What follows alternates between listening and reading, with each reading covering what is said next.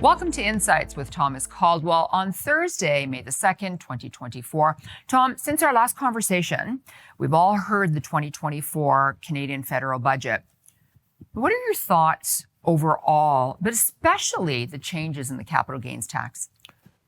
Well, the budget itself was quite, in one way it was shocking, but in the other way it's the same old.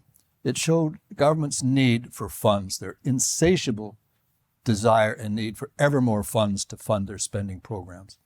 The tax increases right across the board are not good, particularly at this time. Canada needs development. Canada needs growth.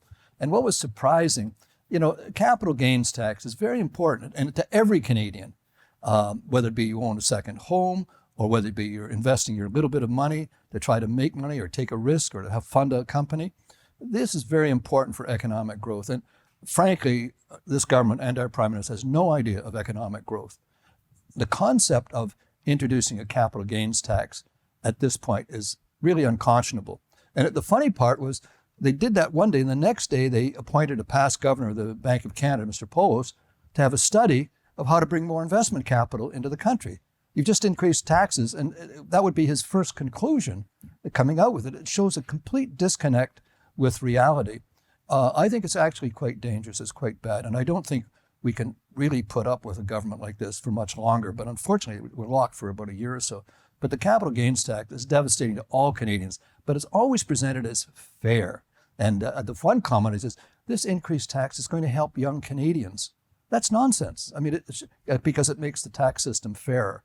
Everybody, whenever they say fair, it's because they want to increase tax and they want to separate Canadians. Oh, we're taking it from the rich guys to give to the poor guys.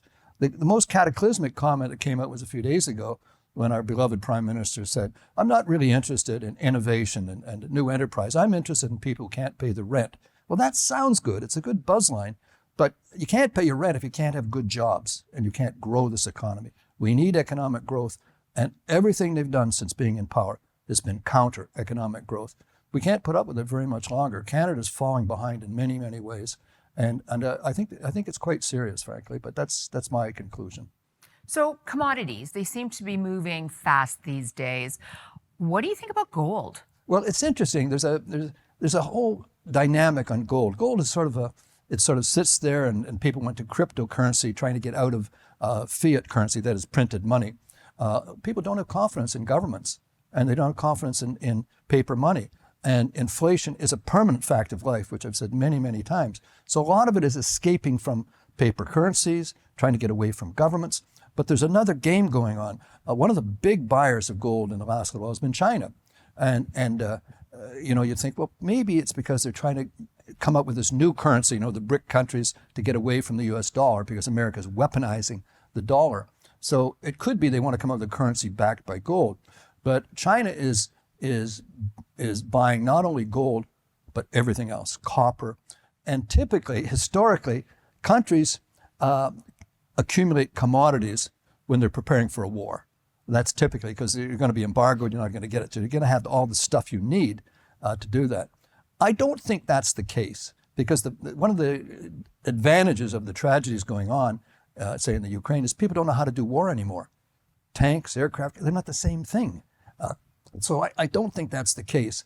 I think it's more likely, and this is just my hypothesis coming from Mr. Chin in our office, that there's planning to devalue the renminbi, that is the Chinese currency, to try to get their economy going.